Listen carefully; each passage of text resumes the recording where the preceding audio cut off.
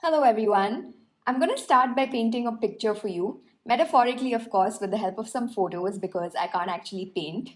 Here's a photo of me in 2017. I was working in a corporate job. This was my fourth job in 4 years, so clearly I wasn't very good when it came to sticking to just one job. I didn't really hate this job, but I didn't particularly love it either. Every time I quit a job, I thought there was a problem with the job.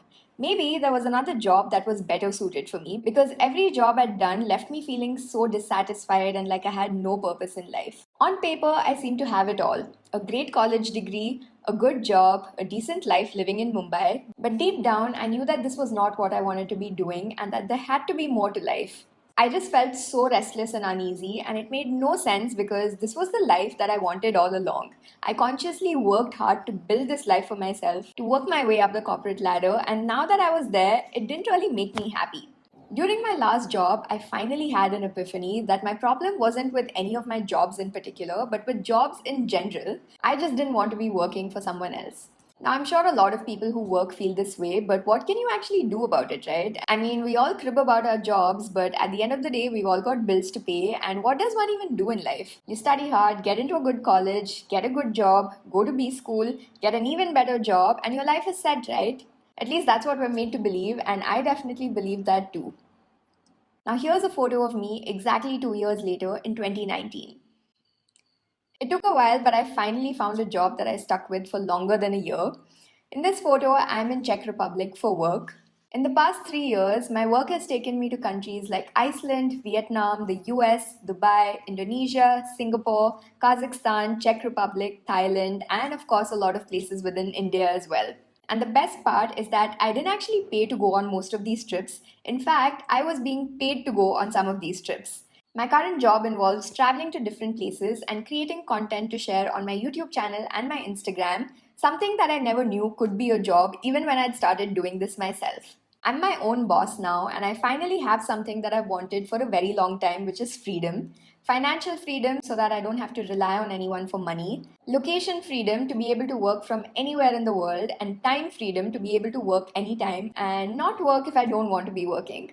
So, how did I go from this job switching, lost, and confused person to basically living my dream life right now, traveling the world, at least before the pandemic happened, and getting paid to do something that I love doing, which is taking photos and videos? That journey is basically the crux of my talk today, sprinkled with some learnings and insights. Now, of course, I'm not assuming that all of you, or even any of you for that matter, wants to pursue a career in content creation. I'm not here to tell you to forget about your plans, quit your job, and travel the world. It's honestly not as simple as that. But I'm sure everyone listening to this has a dream life, whether that involves working in consultancy, investment banking, doing something offbeat like I am, or maybe you haven't figured out what your dream life is quite yet. But irrespective of what your dream is, I've come to realize that there are essentially 5 pillars that have helped me build my dream life and that I think will help you build your dream life as well. The first pillar is experimenting. Until college, my life was fairly predictable. I grew up in a small city called Vellore in Tamil Nadu, and I was always a good student who topped her class. Now, I'm not saying this to brag, but we'll get back to this point later again in the story. So, after scoring really good marks in my 12th board exams, I got into one of the best colleges in the country for economics, Lady Shri Ram in Delhi. Through college, I did everything that was expected of me. I got decent grades, I had a lot of fun like any college kid would. I sat for college placements and got myself a job in finance, partly because I enjoyed that subject, but also because I thought that it was a smart and stable field to be in. I was all of 20 years old then, and I had no idea how the real job world works. So, with that naive enthusiasm, I packed my bags and moved from Delhi to Mumbai, all ready to start my life as an independent corporate working woman. I was honestly feeling amazing about this, living by myself independently in a city like Mumbai with my job as a financial analyst. Living the good life, right? Of course, it's another story that my job involved me working from 8 a.m. to sometimes 4 to 5 a.m. and I barely got to see Mumbai while I was there, but it felt like I was living the dream life, which I was, except it wasn't my dream life. I was living a life which I was made to believe is the ideal life, but I soon realized that I didn't enjoy it at all. I also saw my seniors around me at work living a similar life, and this is what my future would have looked like had I continued down that path. Nothing wrong with that path, of course, but it just didn't make me happy, and so I took a leap of faith and decided to quit my stable and secure job, even though I had no idea what I actually wanted to be doing with my life. In hindsight, it was definitely easier to take that kind of risk because I was only 20 years old at that time. But thus began my series of experiments to figure out and build my dream life. Like I mentioned, I had no idea what I wanted to be doing. I knew it wasn't finance, and I also knew that I wanted to try something creative because I've always been a bit creatively inclined. So I started job hunting and eventually landed myself a job in this ad agency called Lolintas in Bangalore. I did that for a while, then went on to study advertising, worked in digital marketing, and then eventually worked in marketing, which was my last job. And during those 4 years, I consciously tried to work on a lot of other different things on the side. One such experiment happened back in 2016 when I started my own blog. I had a website where I'd write about honestly anything because I didn't really start that with the intention of becoming a blogger or making a career out of it. I had no agenda with it, and it was honestly just a creative outlet for me and something I enjoyed doing a lot.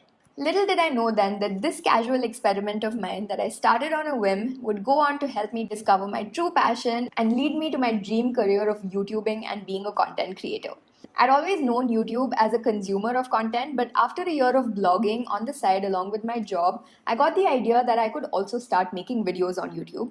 Of course, it's another thing that I knew nothing about filming or editing videos, but the idea of making videos excited me so much that I knew I had to give it a shot. So this one weekend when I was off from work, I took my phone, filmed a very random vlog, and got my friend to teach me the basics of editing, which is just cutting clips and adding music, and that's literally how I got started on YouTube. I'm here today talking to you guys because I essentially built my entire current career off of experimenting.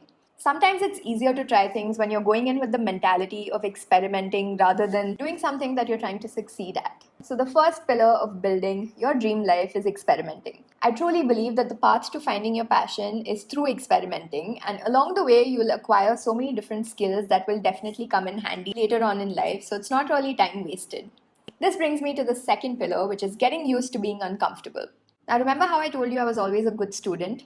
So, back in school, I would always top my class. My family, teachers, friends, literally everyone who knew me sort of expected me to do well and get good marks. And with that came the pressure of constantly living up to that expectation and making responsible choices in life.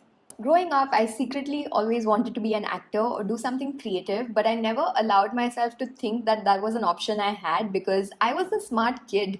That's not an option smart kids have, and that's not a responsible thing to do. So, when during my last job, I decided to quit my job to take up YouTubing full time rather than going to B school, which was my original plan, that was one of the scariest and most uncomfortable decisions I've had to make. Not only was I leaving behind a steady income and job, but I also felt like I was letting a lot of people down by not doing the responsible thing and taking up something so frivolous as my career. It was also a huge risk because at the time I had less than 1,000 subscribers, which is honestly not enough to just quit your job and try YouTubing full time. So I don't know how I got the courage to do that, but I also didn't know how I would be making money once I quit my job. I did have some money saved, so I knew I'd be okay for a while, but I didn't really know how I would sustain this and make this into a career. But that was just the start. Ever since then, it's been one uncomfortable decision after the other, and I've now come to realize that real growth only happens outside your comfort zone. Now, with experience, I've learned to get used to being uncomfortable, and it's been one of the most rewarding life lessons. Whether it's traveling solo, learning to build a whole digital business online with no prior experience, or even giving this TEDx talk for that matter, all of these things have been outside my comfort zone. But at the same time, these are all things I've wanted to accomplish, and the only way to do that is to push yourself outside your comfort zone and do these things anyway. There's a huge difference between wanting something and being willing to do what it takes to have it. I'm sure a lot of us want to be rich, travel the world, have all these amazing life experiences, but just sitting and hoping it would happen is not a very good strategy to apply. Nothing worth having in life comes easy, and if you want a particular kind of life, you have to consciously work towards building it, and that becomes a lot easier if you get used to being uncomfortable. Now, all this is well and good, but does this mean you drop everything you're doing in life in order to pursue your passion? Absolutely not. The third pillar, which may be a bit dull compared to the others, but is probably one of the most important ones, is having a plan. As someone who's quite spontaneous and just likes to wing it in life, this is something I've really had to push myself to do. But when I quit my job to give YouTubing a real shot, I'd already built my audience on Instagram to a level where every now and then I'd get some paid brand deals. Now, it wasn't a lot of money, but what this did was that it helped me realize that these kind of paid opportunities did exist, and if I kept at it, those opportunities would present themselves to me. I also had some money saved, having worked for almost 4 years, and in order to be mindful of my expenses, I moved out of Mumbai and back with my parents so that I could save some money and also spend my money on travel and other things which helped me grow my channel. I also worked on developing skills that I could monetize. I took up some freelance writing gigs, which sort of helped me make some money in those initial months when I wasn't really making any money through YouTube. And on top of all of this, I was also fortunate to have a very good backup, which is my college degrees and my work experience. So I knew that even if this whole YouTube thing doesn't work out, I could always go back to working at my job. In fact, some of my previous employers have also told me they'd be happy to have me back. So even though that wasn't the ideal outcome, I knew that if things didn't work out, I could always go back to working at a job. So even though we hear a lot of stories about how people quit their 9 to 5 jobs to pursue their passion and travel the world, there's honestly a lot that goes behind the scenes, and it's never as easy as that. More likely than not, unless you won some kind of lottery, there's honestly a lot of planning and work that goes behind the scenes. And you also need to have a reasonable timeline for yourself because there's no such thing as an overnight success. In my case, it took me 7 months of doing YouTubing along with my job to get to 1,000 subscribers, and another 6 months after I quit my job to get to 10,000 subscribers. And today I have close to 300,000 subscribers on YouTube and close to 100,000 subscribers on Instagram. And none of this happened by accident. I planned for it, worked hard every single day, and made it happen.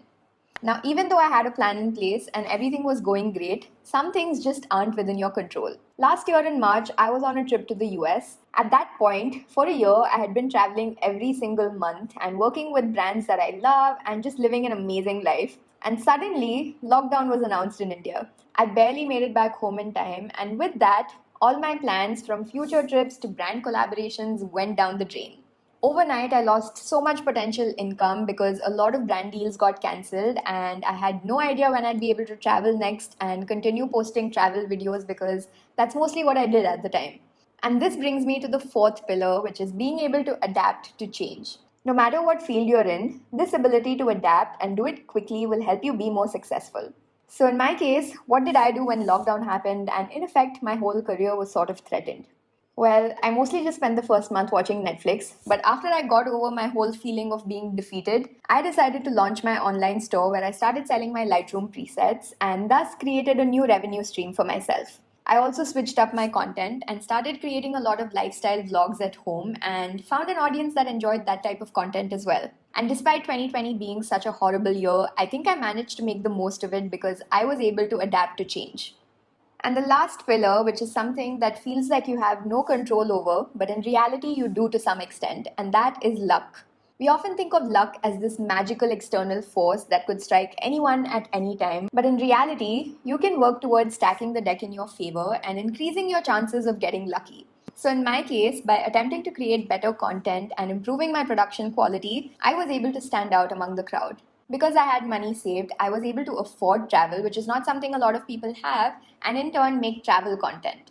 I also moved back to Mumbai eventually when I started making decent money from YouTube, and that helped me get lucky in a lot of ways because I put myself in a location that favored me to get a lot of cool work opportunities, and in that sense, I created my own luck. So even though luck is an external factor, I like to believe that you can create some of your own luck by creating favorable circumstances in your life that help you get lucky. So now, before I go, just one last thing. I want you to close your eyes and picture your dream life. Try to picture every single detail possible. Where do you see yourself living? What kind of work do you see yourself doing? How much money are you making? Try to picture every aspect of your dream life and see how it makes you feel. This can be your reality as long as you're willing to take control and intentionally build your dream life because no one else is going to do that for you. That's my talk. Thank you so much for listening.